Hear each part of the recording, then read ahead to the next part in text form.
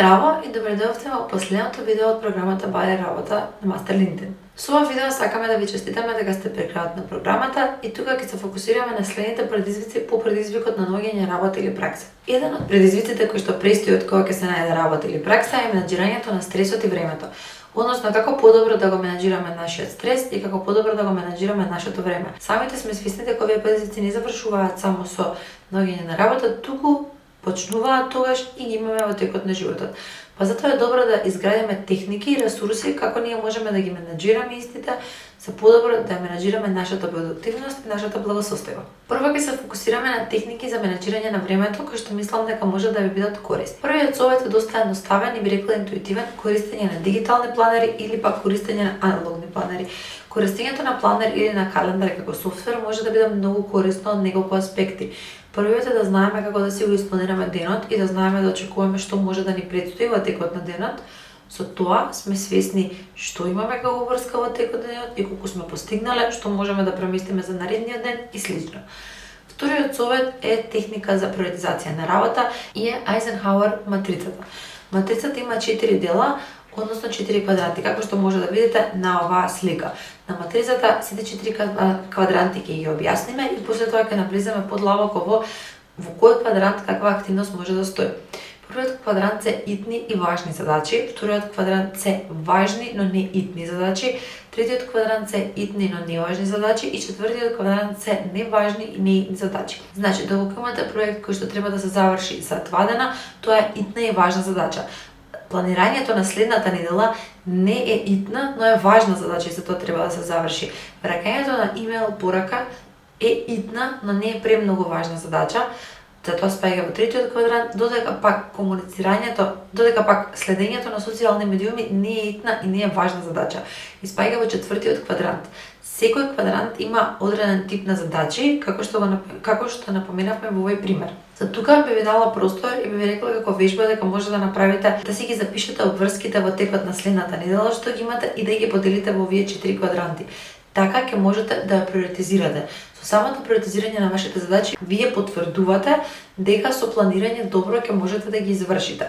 Поради тоа што првиот квадрант и вториот квадрант се задачи кои што ние треба да ги приоритизираме и се важни не само за нашата продуктивност, туку и за планирањето на нашето време и внимание.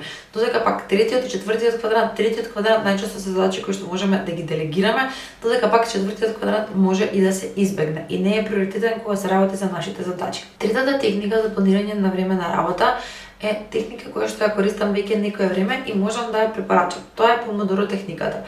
Има доста опции на интернет каде што може да најдете тракер или можете да го направите ова и самите на вашиот телефон. Вежбата е следна. Поставувате тајмер за 25 минути, потоа работите. Откако тоа време ќе заврши, земате пауза од 5 минути. Потоа го повторувате процесот 3 до 4 пати. Откако ќе го повторите процесот 3, 4 или 5 пати, зависно колку може да посветите фокус, внимание и работа, земате поголема пауза од 15 до 30 минути. Работиме 20 минути, правиме 5 минути пауза. И тоа го повторуваме неколку пати додека не земеме поголема пауза.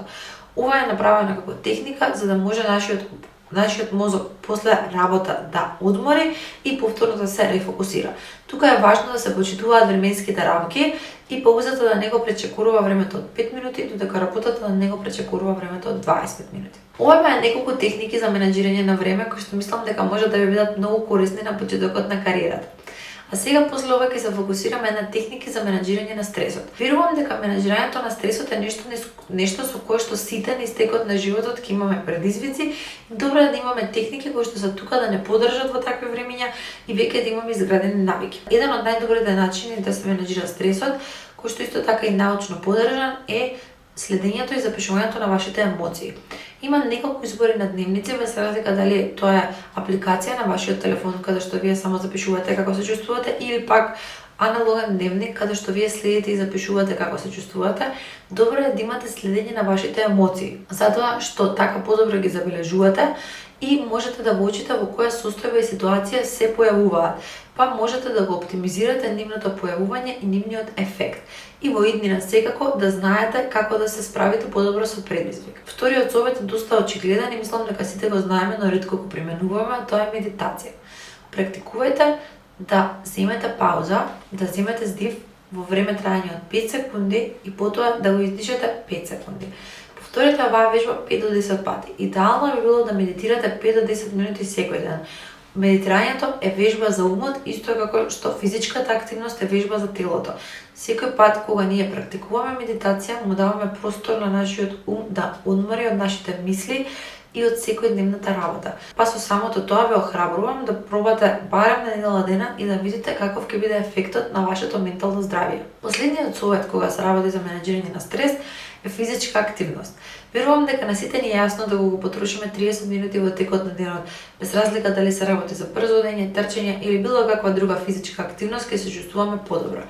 Едно нешто кое што јас бар можам да кажам дека сум го забележала кај себе си е дека никогаш не сакам за време посветено на тренинг и секогаш се чувствувам подобро после тренингот. Па ве охрабрувам и вие самите да размислите да направите споредба како се чувствувате пред тренинг, наспроти како се чувствувате после тренинг. Верувам дека расположението ќе ви е подобрено со самото тоа дека физичката активност произведува ендорфини, односно хормон на среќа и вие се чувствувате позадоволно и посреќна во текот на денот. Со ова би ги заокружила и техниките за менеџирање на стресот. Сите овие совети и техники се надевам дека ќе ви бидат корисни. Слободно искоментирајте ни доколку решите да пробате некој од нив, каков е ефектот и кои бенефити вие сте ги забележале од примената на истите. Како и секогаш ви благодарам за вниманието и се гледаме во следното видео.